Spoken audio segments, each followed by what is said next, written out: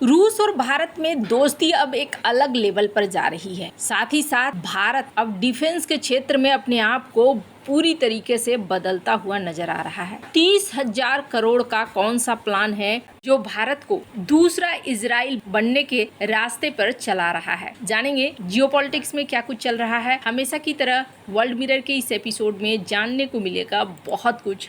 आइए जानते हैं इन खबरों को विस्तार से। हमने आपको बताया था कि भारत और रूस के बीच में हाल ही में एक मीटिंग हुई। इनके जो डिप्टी पीएम हैं वो आए, पीएम मोदी से मिले और ये डिप्टी पीएम कोई साधारण इंसान नहीं है, बल्कि ये पूर्व एनएसए भी रह चुके हैं और साथ ही साथ माना जाता है कि राष्ट्रपति पुतिन के बाद गद्दी में ये बैठ सकते हैं। इसका मतलब है कि प्लानिंग छोटी नहीं है, प्लानिंग बड़ी है। आगे की भविष्य की भी प्लानिंग भारत और रूस मिलकर साथ कर रहे हैं। इस चीज को रूस के मंत्रालय की तरफ से भी कहा गया है और रूसी विदेश मंत्री ने भी एक बार फिर से कहा है कि अमेरिका के दबावों का असर हमारे ऊपर नहीं पड़ रहा है और न ही हमारी अमेरिका के धमकियों का असर पड़ रहा है। जब उनसे पूछा गया कि अच्छा भारत को लेकर आपकी क्या राय है, भारत आपसे फिर भी तेल खरीद रहा है, भारत के ऊपर दबाव बना हुआ है फिर भी, तो इस पर सर्गेई लावारोव ने कहा, We have full respect for the national interests of India, full respect for the foreign policy that Narendra Modi is carrying out to promote these national interests. We hold regular contacts at the highest level. Just recently, Prime Minister Modi and President Putin met in Tianjin. कि भारत एक स्वतंत्र देश है और उसको हक है कि वो अपने फैसले खुद ले। और मुझे जहाँ तक लगता है डॉक्टर एस जयशंकर ने एक बार कहा था कि अमेरिका अगर हमें तेल बेचना चाहता है तो हम उस पर बातचीत कर सकते हैं, लेकिन हम रूस के साथ तेल खरीद रहे हैं नहीं खरीद रहे हैं ये हमारा अपना मामला है। उस मामले में बोलने की जरूरत नहीं है। तो ये वाली चीज मुझे भी अच्छी लगी, ये सर्गेई लावारोव ने कहा और कहा कि यही बात है, वही केस हमारे साथ भी है। अमेरिका और भारत में अगर कोई संबंध है तो इससे हमें कोई दिक्कत नहीं है। वो अपने आपसी रिश्ते में क्या करते हैं उनसे मतलब नहीं है, हमारा रिश्ता कैसा है वो हमारे लिए ज्यादा जरूरी बनता है। सर्गेई लावारोव और डॉक्टर एस जयशंकर के बीच मुलाकात भी हुई यूएन में और यूएनएससी में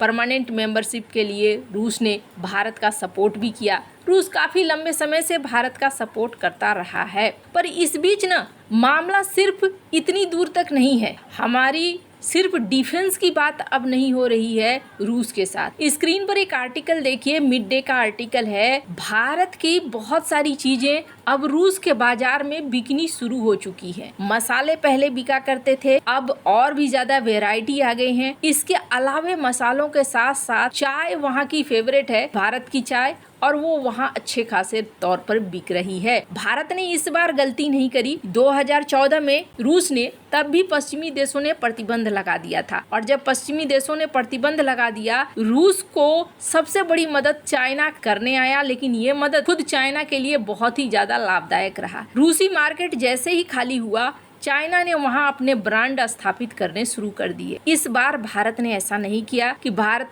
चुपचाप बैठा रहे। भारत उस समय अपने ब्रांड चाहता तो बहुत आसानी से रूस के अंदर सेटअप कर सकता था, लेकिन उस समय भारत प्रतिबंधों से दूर रहा, इन मामलों में पड़ना नहीं चाह रहा था, इस वजह से सामान्य ही रखा। लेकिन चाइना ने उस मौके को हासिल किया और यहाँ पर चाइना को फायदा हो गया। अभी भारत वो गलती नहीं कर रहा है, भारत भी अपनी कंपनियों को भेज रहा है और यहाँ पर मसालों से लेकर कई सारी नई चीजों को अब रूसी मार्केट में उतार रहा है। अब ये मत सोचिए कि रूस बैठा हुआ है, रूस भी अब हमारे बाजार में बहुत सारे आइटम वगैरह ला रहा है। स्क्रीन पर आप देख सकते हैं, यहाँ पर कई तरह के फ्लेवर लॉन्च हो रहे हैं। अब रूस की तरफ से हाल ही में एक वीडियो रिलीज किया गया था जिसमें कहा गया कि रूसी कंपनी अब भारत के अंदर चिप्स वगैरह ला रही है। तो ये दोनों के बीच के संबंध है आर्थिक तौर पर, लेकिन डिफेंस में अभी भारत को एक बड़ा ऑफर दिया है रूस ने। अगर रूस की बात करें ना, तो रूस अभी धड़ाधड़ भारत को ऑफर पे ऑफर ही दे रहा है। रूस ने सुखोई 57 के लिए बड़ा ऑफर देते हुए सुखोई 57 को भारत के अंदर ही निर्माण करने की बात कही है और HAL के साथ मिल मिलकर हो सकता है कि भारत और रूस इसका निर्माण करें। वैसे आपको बता दूं, ये बहुत बड़ी बात है, इसलिए बहुत बड़ी बात है कि रूस भारत के ऊपर कितना भरोसा करता है इसका अंदाजा आप लगा सकते हैं। ट्रांसफर ऑफ टेक्नोलॉजी कर रहा है, सारी चीजें दे रहा है और देने के साथ साथ यहीं पे प्रोडक्शन वगैरह करवाना चाहता है। तो ये दोनों देशों के बीच की बहुत लंबी प्लानिंग को दिखला रहा है। वहीं एक खबर ये भी कह रही है कि जल्द ही रूस और भारत में और भी कई बड़े डील होंगे, जैसे SMR के लिए SMR स्मॉल मॉड्यूलर रिएक्टर। अभी चाइना इस मामले में लीड कर रहा है, सबसे ज्यादा SMR चाइना के पास है और चाइना इसका भरपूर इस्तेमाल कर रहा है अपने मैन्युफैक्चरिंग में भी और अपनी कई अन्य जरूरतों में भी। इस क्षेत्र में भी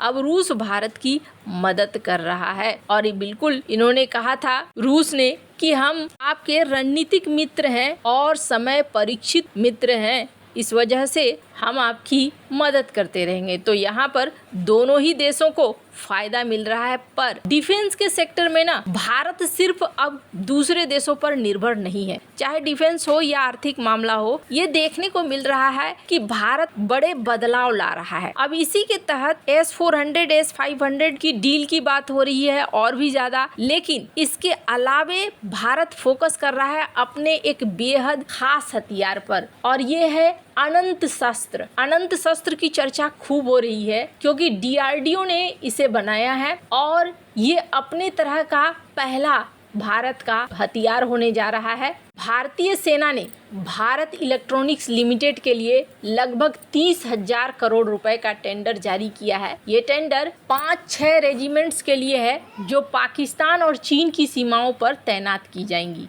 ये सिस्टम हवाई खतरों जिसमें ड्रोन, विमान, मिसाइल्स ये सारे होंगे जिनको मार गिराया जा सके। अभी फिलहाल ये जो सिस्टम है ये एक एयर डिफेंस सिस्टम है जो मात्र 30 किलोमीटर की रेंज को हैंडल करेगा, 360 डिग्री निगरानी करेगा और टारगेट ट्रैकिंग करेगा। लेकिन माना जा रहा है कि ये स्टार्टिंग है, इसके बाद भारत तेजी से इसे बदलेगा। कहा जा रहा है अनंत शस्त्र में वो सारी खूबियां डाली जा रही हैं जो मॉडर्न युद्ध के लिए बहुत ज्यादा जरूरी है। ये सिस्टम अगर चल रहा है, मान लीजिए किसी ट्रक के ऊपर है, तो भी ये चलते हुए भी खतरों को पता कर सकता है, उसे ट्रैक कर सकता है और मार कर गिरा सकता है।